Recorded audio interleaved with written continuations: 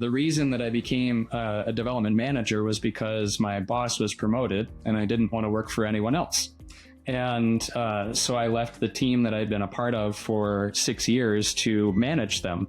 And that comes with pluses and minuses that they don't necessarily prepare you for. The first year after that was probably the worst year of my professional life, because as a normal evolution from an individual contributor to a manager, your skill set has to adapt. It has to evolve because the expectations of what you produce changes.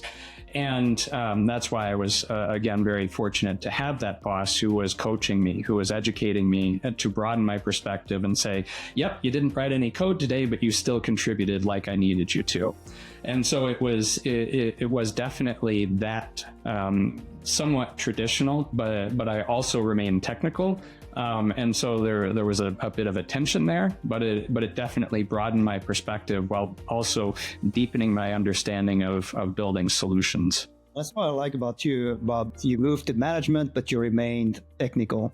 And I think it's a key thing. If you want to manage your people well, you need to understand what they're doing and how they're doing it.